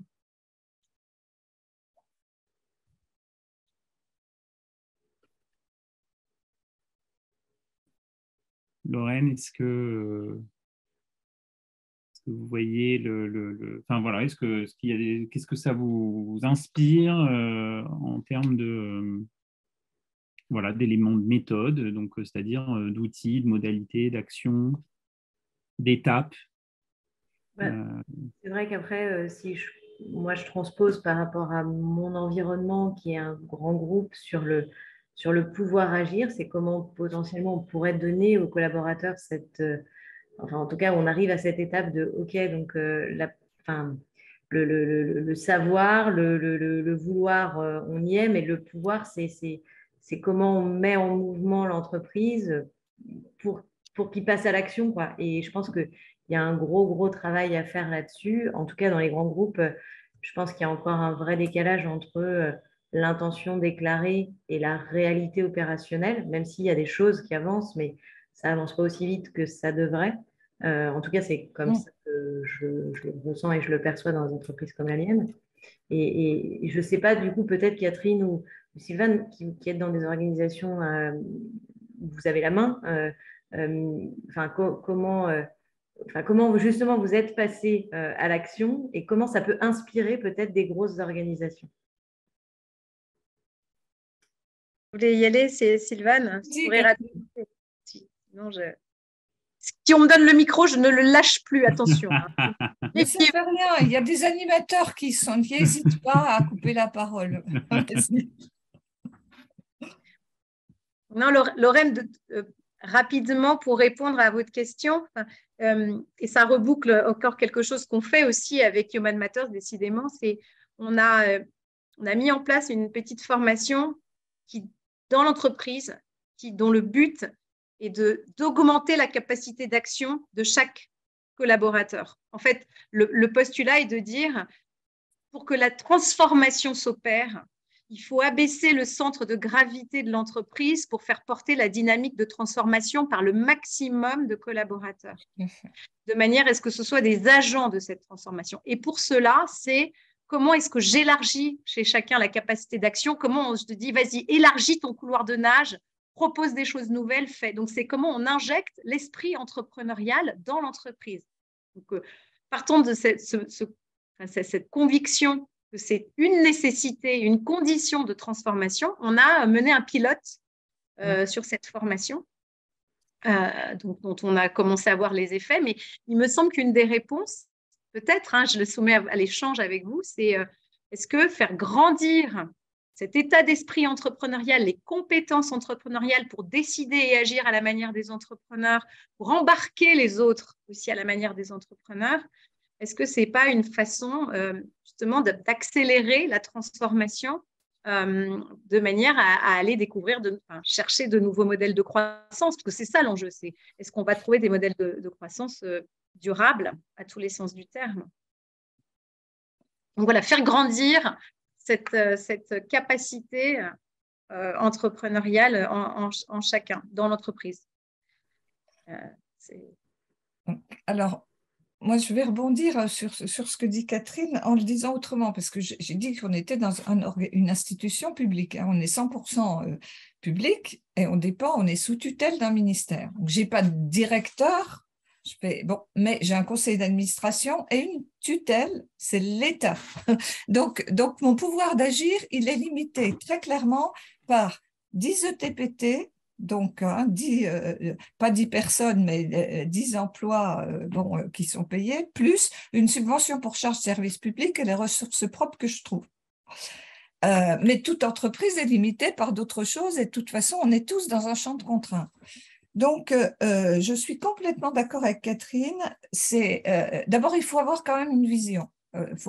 Même un établissement public, je pense que c'est le rôle du directeur et c'est peut-être le seul rôle du directeur. Un directeur, c'est quelqu'un qui donne la direction, tout simplement.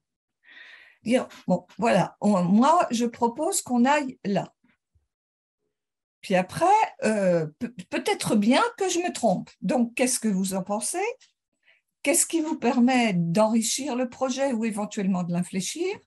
Et puis, une fois qu'on est d'accord, donc on propose une direction, il faut qu'elle soit ou pas partagée avec les collaborateurs et trouvée avec les collaborateurs en intelligence collective, en utilisant des démarches participatives, mais pas participatives au sens de l'État français, où c'est déjà bouclé par le chef et puis après on fait participer les gens. Là, c'est pas bouclé. Il ne faut pas fermer le cercle de l'appropriation. Et là, ça, c'est fondamental. Ça, c'est le premier point pour la transformation. Après, il ne faut pas avoir peur. L'environnement public par rapport à l'environnement privé, ça va peut-être vous surprendre, c'est un environnement où les gens ont peur de prendre des initiatives. Ils ne risquent rien, ils sont fonctionnaires, ils ont la sécurité de l'emploi, il faut qu'ils tuent leur patron ou leurs collègues pour éventuellement qu'on les vire. Eh bien, ça, c'est pas ça qui donne envie de prendre des initiatives, hein. Au contraire, on reste un peu dans son cocon et on a peur. Donc, il y a une espèce de prise de risque. Et cette prise de risque, il faut déjà que le directeur la prenne. Et il faut ensuite voir comment les collaborateurs peuvent s'autoriser à proposer des choses qui peuvent être en dehors du cadre, dans le cadre, enfin, et s'autoriser éventuellement à les mettre en œuvre. Donc, il y a quand même, on est bien sur quelque chose de collectif, une pratique collective avec une capacité à donner confiance.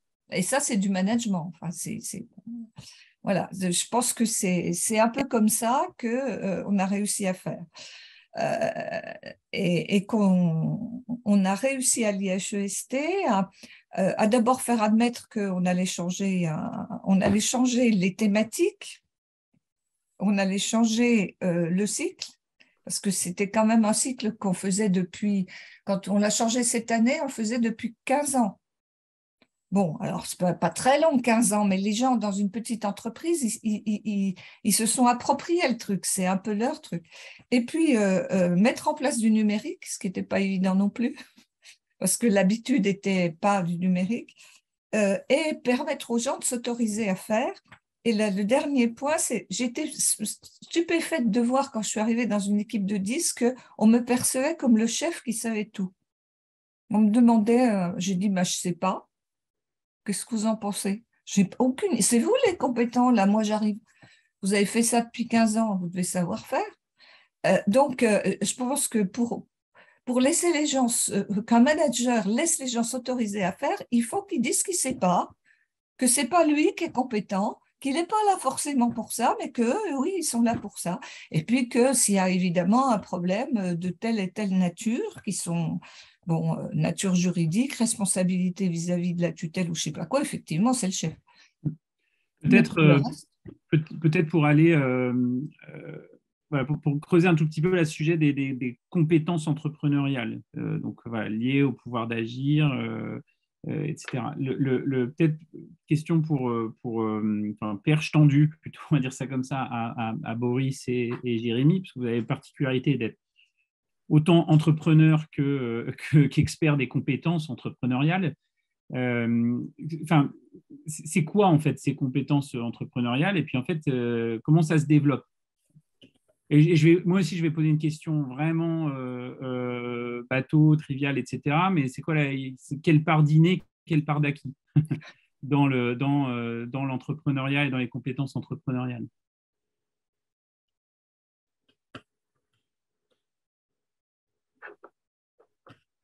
Alors, d'avoir ton micro coupé, Jérémy, peut-être. Ouais. Boris aussi. Hein. Ah, pardon. Je disais, Boris, tu veux y aller ou alors Vas-y, j'en derrière. Si D'accord. pas de problème. D'accord. C'est un sujet, épineux et quand on a monté quelques boîtes, on s'en rend mieux compte. Hein. Déjà, il n'y a pas de recette parfaite pour entreprendre. Aujourd'hui, il existe plein de masters entrepreneurs, de ce que tu veux. C'est pas pour ça que ça forme des entrepreneurs ni des bons. En fait, ce qu'on se rend compte, c'est que oui, il y a des compétences pour entreprendre, mais que suivant les profils qui les utilisent, ils vont développer des stratégies différentes pour les mettre en œuvre. Il y a des gens qui ont très peu de compétences, qui ont juste extrêmement faim et qui apprennent très vite et en fait qui vont constituer d'excellents entrepreneurs et d'autres qui suivent tous les codes qui vont constituer d'excellents entrepreneurs. Pour moi, la vraie différence entre ces deux types de profils va se jouer dans les situations de crise où quand on a l'habitude de se prendre des murs et d'avoir faim, on a une résilience qui est un peu différente de celle où on a eu un peu tout lisse, tout cuit. Donc, ce qu'on appelle le facteur conatif, c'est-à-dire tout ce qui va être lié aux tendances et préférences de comportement, il joue un rôle énorme chez l'entrepreneur. Donc, ça veut dire, moi, je n'irai pas sur le sujet inné acquis parce que pour moi, ce n'est pas tellement ça. C'est la personnalité se développe lentement, mais peut se développer. Et surtout, en fait, on peut développer des stratégies qui visent à mimer certains traits de personnalité. Donc, je crois beaucoup dans l'entrepreneuriat au mimétisme. Donc, je pense que Catherine, c'est un peu ce qu'elle fait, c'est-à-dire aussi donner des exemples, donner des rôles modèles plus que des compétences pour pouvoir en fait inspirer et permettre à des entrepreneurs de se dire, je sais pas moi, le truc du genre What would Catherine do quoi. Donc, le côté mimétique dans l'entrepreneuriat peut avoir un pouvoir extrêmement fort pour se donner du courage et sortir de ses propres limites. Donc, quand on parle des compétences entrepreneuriales, moi, je suis de manière générale assez critique parce que ce serait comme dire qu'il y a une bonne recette pour entreprendre et je ne le crois pas. Merci, Jérémy. Boris, est-ce que tu veux ajouter quelque chose à ça? Oui, alors je vais essayer de répondre sur les compétences entrepreneuriales, mais ça va être un peu plus large ma réponse. Ça va être aussi sur quelles sont, à mon sens, les compétences qui peuvent contribuer à développer la conscience chez les individus et les collectifs. Alors moi, je suis un grand fanatique de la question des cadres systémiques. Et pourquoi est-ce que je pense que c'est tellement important? C'est parce qu'on sait en fait depuis déjà assez longtemps, hein, ça remonte déjà aux années 60, les premières études sur finalement, dans le comportement individuel, quelle est la part qui vient en fait de la nature du système relationnel dans lequel je me situe. Et en fait, on sait que c'est extrêmement important. En fait, c'est quasiment plus de 90% en fait, de la façon dont un individu se comporte dans une organisation, dans une équipe, vis-à-vis des autres. Ça va dépendre en fait de la nature des règles de jeu dans lesquelles il se trouve en fait. Voilà. C'est pour ça que par exemple, quand on a démarré ce codev, on nous a fait une inclusion. Alors à quoi ça sert de faire une inclusion? C'est sympa, etc. Mais aussi, ça a un impact sur la création d'un cadre systémique d'ouverture et de mise en relation et de mise en confiance entre les personnes qui participent à un collectif. Et ça, c'est pas neutre du tout. Parce que, par exemple, si je me sens exclu d'un collectif, je ne vais pas du tout avoir le même niveau d'interaction, de créativité, etc., que si c'est... Voilà. Donc, c'est l'une des dimensions, hein. Mais il n'y a pas que l'inclusion. Il y a comment est-ce que la reconnaissance circule dans un collectif. Est-ce que, ce que disait Jérémy, est-ce qu'il y a des dirigeants et des leaders qui sont inspirants et en même temps vulnérables, et donc qui vont tirer tout le collectif de l'avant, etc. Tout ça, ça rentre en fait dans la question des cadres systémiques. Alors, il y a encore d'autres types de cadres, hein. Là, je parle un peu de ce qu'est un cadre de sécurité psychologique, un cadre relationnel. Il y a des cadres, par exemple, sur la gouvernance, comment sont prises les décisions, comment on adhère aux décisions à l'intérieur d'un collectif. Il y a les cadres de sens. Est-ce que la vision est claire? Est-ce que les valeurs, les principes sont clairs? Est-ce qu'il y a un mythe fondateur, un récit collectif inspirant et tout ça? Ça aussi, ça va créer de l'engagement, ça va créer de l'autonomie au niveau des individus. Donc, c'est très, très important cette question des cadres. Et très souvent, on a tendance à se concentrer beaucoup plus sur le comportement de l'atome, vous voyez, dans le système, que sur comment la molécule est construite, quoi. Et donc, moi, si j'avais en fait une piste à donner à Sylvain, c'est déjà un petit peu de regarder la santé de ses cadres, déjà dans son équipe et aussi par rapport à ses clients, hein. Et donc, quand une entreprise vient vous voir pour dire, nous, on a envie de décarboner, on a envie de repenser notre chaîne de production, que sais-je, ou voilà, c'est d'accord, alors déjà, ça va créer des peurs liées au changement, il faut réussir à inspirer les gens, etc. Donc, où en sont ces cadres pour le permettre? Sachant que Boris, j'en profite, Vas-y. un truc que tu dis souvent, toi, c'est que tout ce qu'on voit qui ne fonctionne pas dans une organisation, c'est que les symptômes de cadre systémique qui sont mal posés. Absolument. C'est-à-dire, en fait, on s'intéresse beaucoup à ce que j'appelle les modes, hein, les modes relationnels, les modes de décision, etc., mais on ne regarde pas les règles du jeu. C'est vraiment, en fait, c'est un peu la même chose que quand vous amenez en fait une équipe de foot sur un terrain. Et en gros, quelles sont les règles et quel est le degré de motivation et qu'est-ce qui va faire qu'à un moment, en fait, ils vont donner soit le maximum, soit au contraire, ça va complètement s'effondrer. Et c'est intéressant de voir, en fait, que ce qu'on appelle les underdogs, en fait, en sport, hein, c'est parfois des équipes de Ligue 2, de Ligue 3, en fait, qui vont percer en Ligue 1. Vous verrez, en fait, que le point commun, c'est qu'il y a toujours des cadres systémiques de sens, de confiance, extrêmement puissants, en fait, dans ces équipes. Donc, individuellement, ils sont beaucoup moins compétents que les stars internationales qui sont payées des millions, mais parce qu'il y a des cadres en fait beaucoup plus solides, ils vont se performer. En fait. Vous voyez, c'est vraiment ça, c'est un très bon exemple. Et ça, c'est important. Le cadre est capable de transformer les gens parce qu'un entrepreneur dans 3 boîtes différentes ne va pas se comporter pareil. Exactement. Une personne qui a changé d'équipe, exactement, on ne va pas du tout avoir le même comportement. C'est pour ça qu'un bras cassé peut devenir un numéro 1 dans une équipe ou inversement, ça dépend complètement des cadres. Et en fait, la réponse par rapport aux compétences entrepreneuriales, on n'est pas avec, à mon avis. Moi, je suis devenu entrepreneur, je pense que j'aurais pu prendre une voie complètement différente. Mais c'est toujours la même histoire, c'est-à-dire que moi j'ai vu en fait des personnes qui, parce qu'à un moment elles étaient dans un cadre de sécurité psychologique qui permettait l'expression des peurs, des besoins, etc., commençaient à sortir un peu tout ce qui les bloquait depuis des années. Et c'est un effet qui est à la fois un effet sur le développement personnel, quasiment thérapeutique, quoi. Et finalement, ça peut amener cette personne à dire, mais finalement je ne suis pas à l'aise dans mon grand groupe, dans mon truc, etc. J'ai envie de vivre autre chose, je peux rejoindre une start-up, et puis si ce cadre continue à l'accompagner, peut-être qu'en fait, quelques années après, elle va dire, mais carrément, allez, je me lance comme indépendant, pourquoi pas? Oui, donc c'est vraiment, et inversement, hein, si vous mettez quelqu'un, si vous lui faites faire une petite trempette dans un cadre qui est extrêmement angoissant, humiliant, un cadre où les gens sont extrêmement fermés, etc., au bout d'un moment, même quelqu'un qui est entrepreneur, vous allez voir qu'il va être terrifié, qu'il va vouloir de nouveau chercher une bulle de protection extérieure autour de lui. Donc vraiment, c'est vraiment extrêmement important.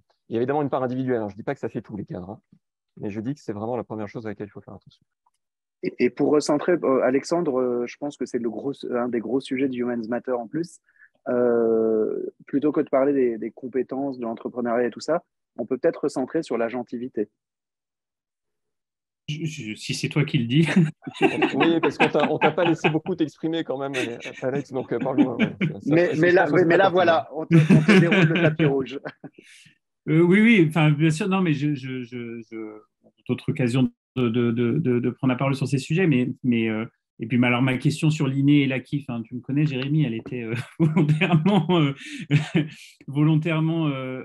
enfin, faussement provocatrice, enfin,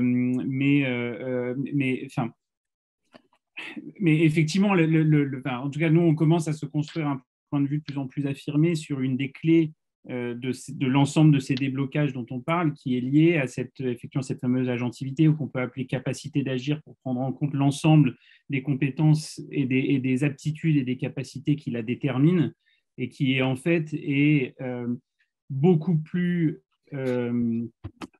environnementale ou transactionnelle qu'individuelle. Donc ça rejoint la question des cadres systémiques, c'est-à-dire que cette agentivité, qui est en fait a priori une capacité totalement individuelle, c'est-à-dire je me sens agent, auteur de ce qui m'arrive et de ma capacité à intervenir sur le monde. On pourrait se dire que non, c'est propre à chacun.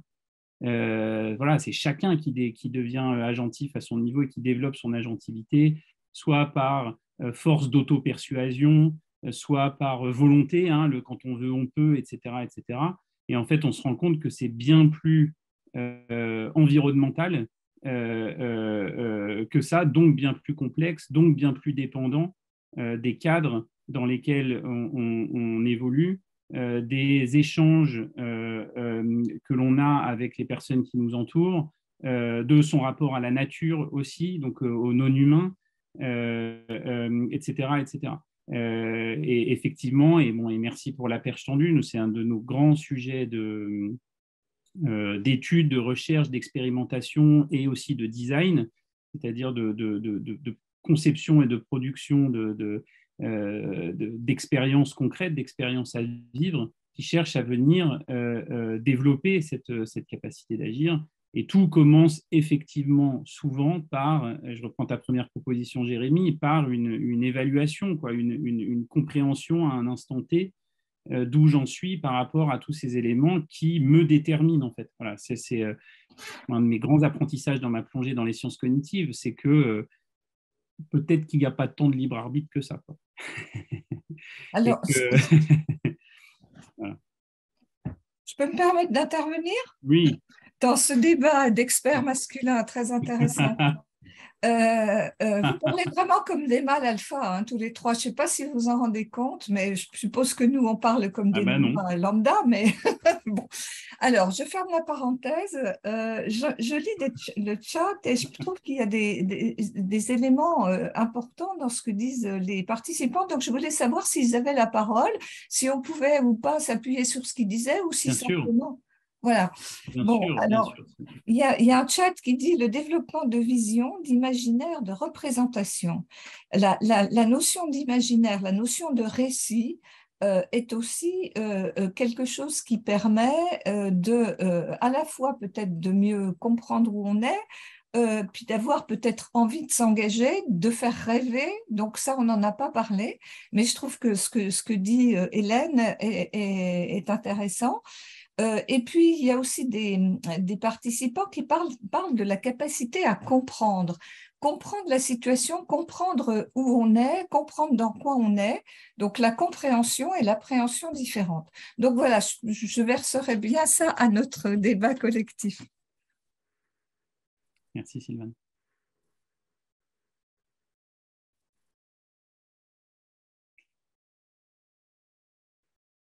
Peut-être que ce que je peux proposer, message reçu, Sylvane.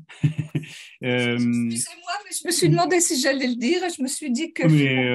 Mais merci surtout de l'avoir dit et de surtout pas l'avoir gardé pour vous. Parce que ça a certainement résonné avec d'autres personnes, donc c'était certainement nécessaire de le verbaliser. Mais peut-être déjà à ce stade, parce que j'ai envie quand même de revenir sur l'intention initiale de co-développement, même si effectivement on a pris un certain nombre de libertés avec, pour laisser la place aussi au débat, aux émergences, etc. Mais donc, du coup, je me retourne vers vous, Sylvane. C'est dans ce que vous avez entendu dans cette deuxième partie de l'échange, qui était plutôt dédié à des formes de propositions.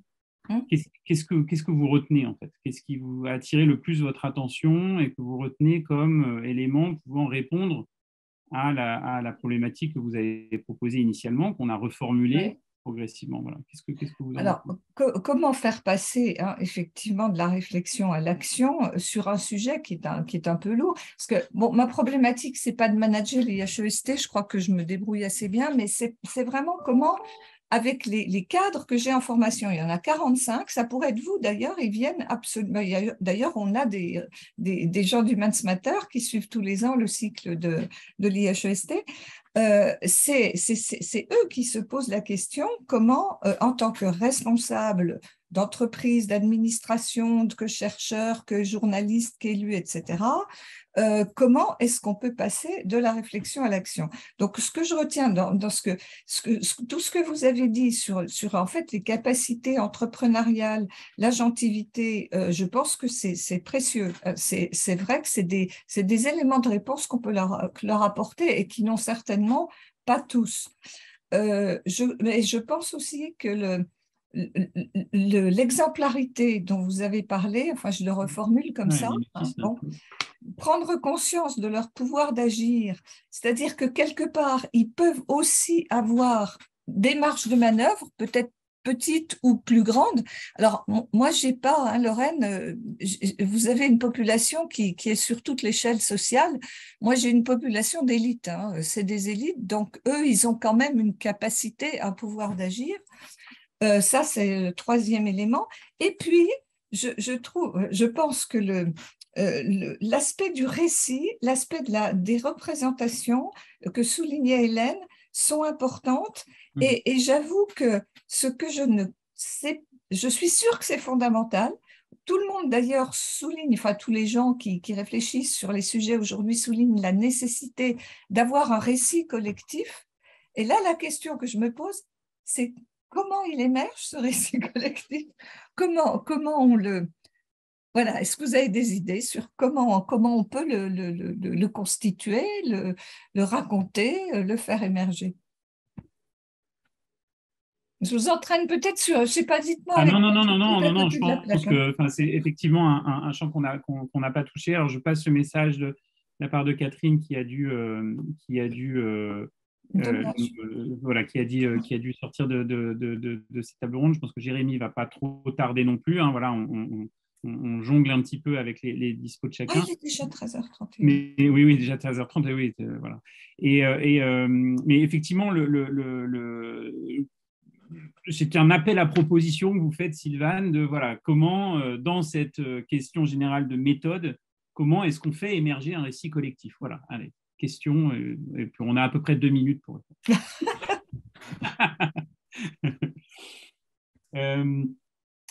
Donc voilà, question à vous trois. Du coup, Angélique aussi, tu peux participer. Lorraine, Boris, question à vous qui pouvez vous exprimer par le chat. Voilà. Est-ce que vous avez des propositions, d'éléments effectivement concrets, actionnables, qui permettent de faire émerger un récit collectif?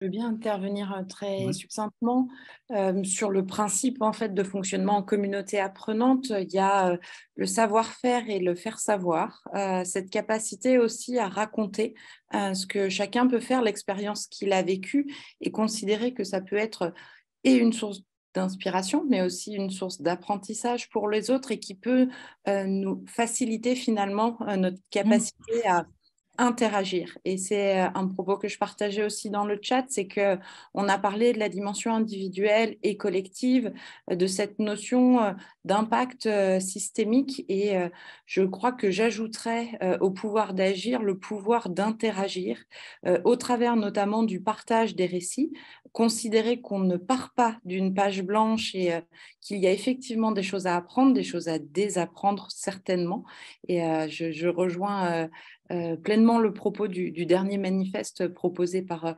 France Apprenante, sur lequel, en fait, nous sommes des individus et une société en mouvement. Oui. On est riche de l'histoire aussi qu'on a traversée, et avec cette capacité à se projeter individuellement et collectivement au regard des enjeux de la société, je pense qu'on a tous une responsabilité de se mettre en partage.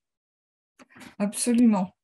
Alors là, c'est un point fondamental et qui est la puissance du partage, du collectif, de l'écoute aussi, des uns et des autres.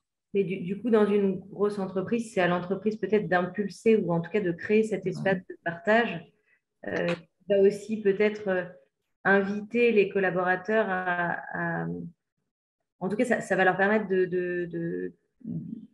l'entreprise leur renvoie un message sur le fait de soutenir l'initiative. Et là, on est peut-être, s'il n'existe pas déjà, sur l'évolution du cadre, de dire oui, on le valorise et on le soutient et on le développe et on accélère peut-être en donnant la parole aux collaborateurs. Mais je pense qu'il faut l'impulser parce que le collaborateur lui-même ne saura pas toujours comment s'y prendre, sur quel espace, à quel moment, et peut aussi redouter de se dire comment ça va être perçu, comment ça va être interprété. Donc, je pense que c'est la responsabilité quand même aussi de l'entreprise de créer ce cadre. Je peux me permettre de rebondir, pardon Sylvane, sur ce que vous avez partagé, Lorraine. Parfois, alors le soutien est indispensable de l'entreprise. Ce qu'on observe d'ailleurs tant pour des entreprises que pour des services publics, des établissements scolaires, c'est que quand on a le nez dans le guidon, on n'est plus cette girafe que je mentionnais tout à l'heure en ouverture sur l'invitation de Boris, et d'avoir parfois ce rôle d'observateur de l'extérieur pour aussi porter un regard objectif sur ce qui est fait et inviter évidemment l'organisation à prendre le temps de regarder dans le rétroviseur ce qui s'est passé, ce qui est en cours. Ça donne un élan pour aller vers l'avant, vers la suite. La notion de raconter ce qu'on fait, faire savoir, faire connaître, partager, quand on est dans l'action, c'est extrêmement compliqué. Et je reboucle avec un point qui était évoqué par Catherine, par Boris tout à l'heure. Quand on est en action d'entreprendre, l'entourage, le système aussi familial, personnel, participe à apporter de la sécurité, de la confiance certainement, dans une démarche où, par le fait d'entreprendre, on prend des risques aussi. On prend des initiatives, mais on prend des risques aussi. Et cette notion de sécurité, de reconnaissance, elle est extrêmement importante. Merci beaucoup. Donc, puisqu'on approche un peu de la fin par rapport à ce que tu dis, enfin, je ne sais pas si on se voit, on se tutoie, Alexandre. Comme tu veux, Sylvain. Je préfère qu'on se tutoie parce que c'est plus simple. Donc, tu disais au début, à savoir, est-ce que les compétences actuelles, est-ce qu'il faut de nouvelles compétences, hein, ou d'autres compétences? Est-ce qu'on abandonne les autres? Moi, j'ai un peu le sentiment qu'on se dit là, en fait, les compétences du XXe siècle, elles sont peut-être pas fort différentes de celles du XXIe. Simplement, il faut d'abord les exercer, donc avoir des cadres qui permettent de les exercer, hein, ces capacités, ce savoir d'agir et cette capacité d'agir. Et puis, il faut peut-être aussi chacun arriver à se prendre en charge pour pouvoir collectivement agir. J'ai pas l'impression qu'on a trouvé de nouvelles compétences, mais j'ai l'impression qu'on se dit qu'il faut les exercer d'abord et les exercer différemment ensuite. Oui, effectivement, c'est ce que enfin, moi, c'est aussi tout ce que je retiens de cette conversation. Et il y a une question sur le chat qui, je pense, est extrêmement importante, sur laquelle je vais venir dans une seconde. Je ne sais pas si on est d'ailleurs en mesure d'y répondre, mais il est quand même nécessaire de l'apprendre. Je vais y revenir dans une seconde. Mais oui, je pense que toute la conversation qu'on a eue vient mettre fortement l'accent sur le fait de créer les espaces d'entraînement des nouvelles compétences sans forcément savoir ce que sont ces nouvelles compétences. Et donc le fait de les exercer, de s'entraîner, de les raconter, parce que pour qu'il y ait mimétisme, il faut bien qu'il y ait des personnes qui racontent ce qu'ils ont fait. S'il n'y a pas à se faire savoir, que disait Angélique, il ne peut pas y avoir de mimétisme ou, pour employer des mots savants, d'apprentissage vicariant, c'est-à-dire l'apprentissage par l'observation des autres ou par la projection empathique dans le récit des autres. Donc ça, il faut bien que des personnes qui vivent des expériences, qui les développent, soient en mesure de raconter comment ça s'est passé, en fait, qu'est-ce qu'ils ont vécu, comment ça s'est passé. Et ça, c'est effectivement quelque chose aussi qui est de notre point de vue absolument essentiel et peut-être, non, mais très certainement pas du tout assez activé. C'est-à-dire que la culture de la compétence du XXe siècle, c'est aussi celle du résultat et celle du plan d'action, de l'action, de la projection dans l'action et des résultats, plutôt que du retour sur l'expérience à raconter en fait qu'est-ce que j'ai fait, comment je l'ai vécu, par quel rebond je suis passé, quels détours ont opéré. C'est-à-dire qu'on a tendance à gommer toutes les choses qui n'étaient pas prévues en se disant bah non, en fait, ça s'est passé en ligne droite, alors que rien ne se passe jamais en ligne droite. Tout est fait par accident de parcours. Et c'est dans ces accidents de parcours qu'il y a les apprentissages qui constituent des récits pouvant être partagés avec les autres. Et donc voilà, c'est effectivement, moi j'ai entendu tout ça dans cette conversation qui vient de se produire.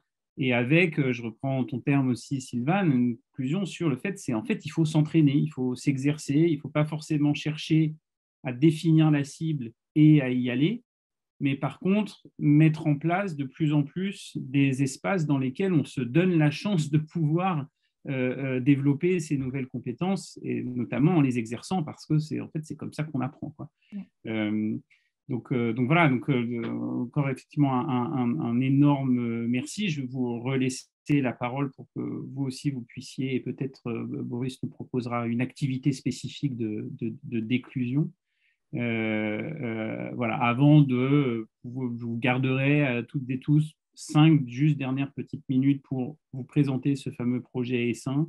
Vous inviter, si vous voulez, à nous rejoindre dans ce projet. Mais avant ça, voilà, je vous relaisse la parole. Peut-être toi, Boris, sous la forme d'une déclusion, comme tu le sens. Oui, alors moi je ne me sens pas vraiment de boucler pour vous, hein. Moi, ce que je vous proposerais bien, c'est un peu comme l'inclusion, de faire quelque chose d'un peu collaboratif. Et peut-être, si ça vous va, en fait, j'invite vraiment tout le monde, hein, donc tous les participants aujourd'hui à ce co-développement, de mettre un petit mot dans le chat ou de dire un mot pour les participants sur finalement, qu'est-ce que j'ai appris, quoi. En sortant de là, en fait, où est-ce que ça m'a un petit peu fait avancer, moi, dans ma conscience, dans ma réflexion, etc. Donc, en une phrase, finalement, qu'est-ce que je retiens vraiment de tout ça, moi, pour ma propre croissance personnelle, disons. Ou pour un projet que vous avez envie de porter, hein, parce que Sylvain passait la transposition, c'est-à-dire finalement où est-ce que vous avez aussi trouvé de la matière à transposer pour vos propres besoins, vos propres rêves par rapport à ce co-développement. Voilà, juste un petit mot. Oui, moi je suis même désireuse de réécouter des choses. Je ne sais pas si vous avez enregistré, si on peut, parce que quand on est aussi pris dans une discussion, on ne capte pas tout. Donc ce serait intéressant si on pouvait, on peut. Oui, c'est enregistré, donc ça sera très bien. On peut d'autant plus que dans le fil, en fait, vous allez voir que vous avez beaucoup de propositions, hein, oui. parce que tous les participants ont fait remonter exactement. Effectivement, des propositions, des références. Voilà. Et donc, je voudrais rebondir sur le chat de Marion. Elle a raison, je trouve. Donc, quand elle dit il y a aussi une intelligence émotionnelle, le pouvoir de l'émotion, c'est vrai qu'on n'en a pas tellement parlé, mais c'est sur la prise de conscience et sur la motivation, c'est quand même assez essentiel, l'émotion. Et on a eu peut-être tendance au XXe siècle à gommer complètement cet aspect-là. Et aujourd'hui, je trouve que ça, c'est un progrès de notre 21e siècle, c'est de reprendre en compte les émotions, en faisant attention quelquefois, parce que quand les émotions vont jusqu'à l'insulte, style Twitter, c'est pas forcément une bonne idée.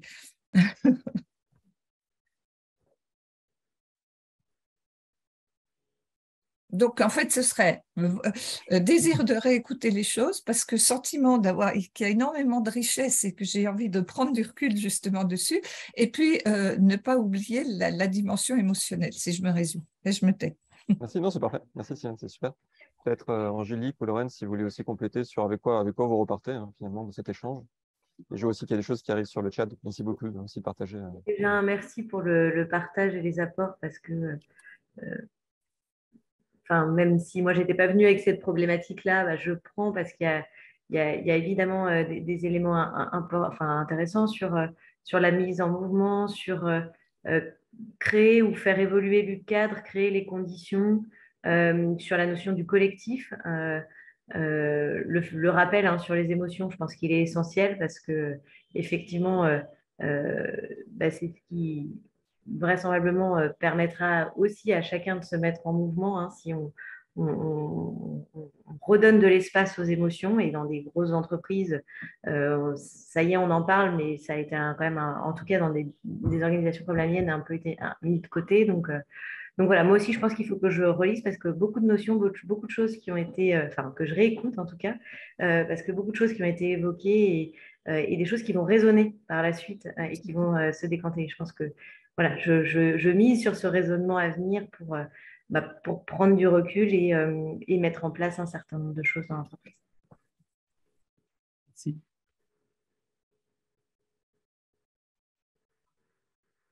Et moi, peut-être un petit mot sur le plaisir que j'ai eu à entendre résonner des visions, des réalités qui sont très différentes, mais qui, en de nombreux points, se rejoignent et se complètent. Et puis, ce sentiment du vivant. J'ai bien aimé aussi l'ouverture sur les questions de mimétisme et peut-être aussi de biomimétisme, Oui. qui vont tout à fait dans le sens de l'engagement qu'on prend dans la prise en considération d'un système global et d'une capacité d'apprendre tout au long de la vie. Voilà, je repars nourrie de ça et je crois que j'aurais envie de poursuivre les discussions et les échanges pour se dire concrètement comment est-ce qu'on peut nous-mêmes être ensemble acteurs d'une forme de cette transformation au-delà de cette session librement inspirée du co-développement. Merci infiniment à vous. Merci Alexandre, merci Lorraine, merci Boris et puis Angélique et Catherine et Jérémy qui sont partis. Puis merci à tous de nous avoir écoutés et surtout d'avoir fait des suggestions qui sont précieuses. Donc le chat, on va l'avoir aussi. Oui, tout à fait. Donc, Boris, est-ce que tu veux dire un mot, toi aussi, d'éclusion avant que je passe. Alors, non, mais je rejoins ce qui a été dit, mais moi, je retiens aussi surtout le process, parce que c'est vrai que finalement, on aurait pu faire une table ronde, mais je trouve que c'était plus intéressant comme ça. Ça fait longtemps que je n'avais pas fait un codev, en fait, et vraiment, cette idée de créer des échos, des résonances chez chacun par rapport à sa propre problématique en partant d'une problématique, je trouve que c'est puissant, en fait. Voilà. Donc, merci aussi, Alex, parce que c'est toi qui a amené l'idée de ce codev libre. Avec grand plaisir et avec l'aide de Sandrine Bélier aussi, qui a beaucoup œuvré à l'organisation. Alors, chose promise, chose due, je sais que c'est une question qu'on n'a pas traitée, on pourrait me taper sur les doigts là-dessus, tout comme Sylvane l'a fait tout à l'heure, mais j'ai bien vu le message répété, je crois, 3 ou 4 fois sur le chat sur la question du handicap dans toutes ces questions de développement de compétences qu'on évoque. C'est évidemment une question centrale. De façon un peu faussement provocatrice, je parlais d'inné d'acquis tout à l'heure, mais en fait, on sait aussi que pour aller développer l'ensemble des compétences dont on a parlé, la mise en récit, le pouvoir d'agir, etc., il y a quand même certaines conditions nécessaires en termes de compétences émotionnelles, sociales, cognitives, etc. Et donc, voilà, la question du handicap là-dedans, elle est centrale. Voilà, moi, je ne prendrai absolument pas la liberté, le risque de m'exprimer clairement à ce sujet. Je voulais juste ne pas laisser sous silence ce commentaire qui avait été partagé. Mais effectivement, c'est quand même une question absolument centrale, c'est-à-dire comment on arrive à avoir toutes ces formes de transition, voire de redirection, si je reprends un terme que j'ai employé au début, tout en restant vraiment inclusif. Voilà, donc c'est une question qui se réouvre. Alors peut-être ce que je vais vous dire, et puis ça me permet de faire cette transition avec cette présentation rapide de ce projet E5 que l'on est en train d'amorcer dans le cadre d'un consortium. Donc je vais partager mon écran vraiment quelques secondes. Je vous promets que ça ne va pas être long. Si mon Zoom me l'autorise, et j'ai pas l'impression, donc c'est pas grave, je vais le faire sans slide et je vous le passerai après.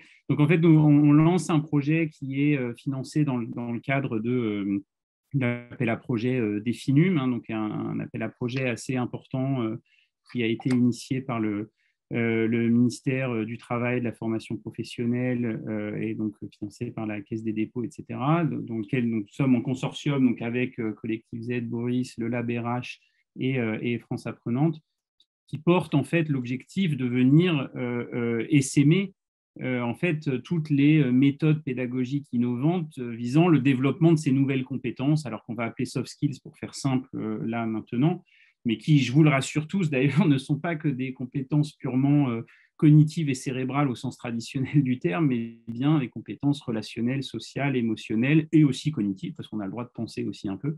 Et on pense d'ailleurs beaucoup avec ses émotions, voilà, c'est le grand spinoziste que je suis qui vous le dit.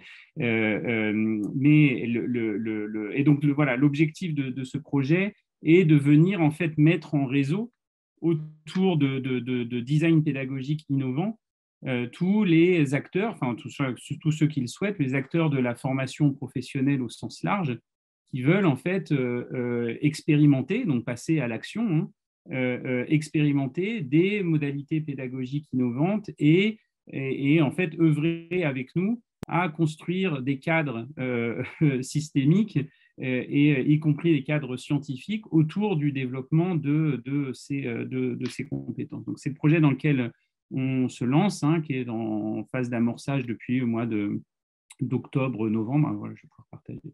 Depuis le mois d'octobre-novembre, et qui va nous emmener, on est sur 3 ans de projet. Et puis, donc, on vous en parle à l'occasion de ce festival, parce que, donc, en fait, voilà, donc, tout l'objet de ce projet, c'est bien de s'appuyer sur le développement des soft skills pour favoriser l'employabilité et cette fameuse capacité d'agir. Et on a choisi en fait un mode de déploiement de ce projet par essaimage ou par propagation, avec donc un premier enjeu. Donc voilà, un projet qui s'appuie sur 3 piliers. Je vais très rapidement, design pédagogique innovant, mise en réseau des acteurs et évaluation de l'efficacité des parcours visant ces champs de compétences particuliers. Et donc avec un premier enjeu dans la phase d'amorçage du projet, qui est de constituer ce réseau d'essaimeurs avec que l'on va embarquer avec nous dans ce consortium. Et à l'image de cette conversation qu'on a et de ce librement inspiré du Codev qu'on vous a proposé, engager avec nous des groupes d'essaimeurs dans des parcours leur permettant de trouver leur propre réponse aux enjeux de transition ou de redirection de compétences auxquels ils ont à faire face. Voilà, donc c'était le petit passage publicitaire rapide de fin d'échange riche, passionnant, incomplet, mais quand même bien. Voilà, mais quand même apprenant, j'espère, en vous invitant à aller regarder les éléments de communication, de faire savoir, de mise en récit que l'on a commencé de compiler autour de ce projet. Donc, vous y verrez un manifeste, vous y verrez un petit questionnaire test qu'on a pu imaginer avec Boris pour voir si vous avez les ressources de l'essaimeur. Donc, voilà, je vous invite à aller le passer. Et puis à vous remercier toutes et tous, évidemment Sylvane, Lorraine, Catherine, Jérémy, Angélique et Boris qui ont participé activement à la table ronde, et puis toutes celles et ceux, et ils sont nombreux d'ailleurs, qui ont permis que ça puisse se passer. En plus, j'ai l'impression dans de bonnes conditions. Je n'ai pas vu beaucoup de messages sur le chat de je ne vous entends pas, j'ai du mal à me connecter, on ne comprend pas ce qu'ils racontent, etc. Voilà, donc il me semble que techniquement, ça s'est plutôt bien passé. Puis moi, personnellement, j'ai pris énormément de plaisir. Donc, vous voyez, je peux parler d'émotion aussi. J'ai pris énormément de plaisir à animer des échanges de ce type, comme à chaque fois que j'ai pu en avoir la chance. Donc, voilà, beaucoup de gratitude envers vous. Et puis voilà, et puis on va y arriver, quoi. Voilà, merci beaucoup. Puis Sylvane, j'ai envie de vous laisser le dernier mot. Oh non, je vais vous dire merci, Je vais merci infiniment. Vous faites un travail remarquable à Humans Matter et vraiment bravo et bon courage pour la suite du festival et à vous et puis à tous ceux qui participent. Et c'était un vrai plaisir, pardon, d'être invité et de participer avec vous. Et puis, je vais m'intéresser, j'ai cliqué sur le lien qu'envoyait Sandrine et je vais m'intéresser à essim.com. -community.com. Merci beaucoup. Au revoir. Merci, au revoir Lorraine. Et encore un grand merci Angélique et Tiffany. À bientôt. Au revoir.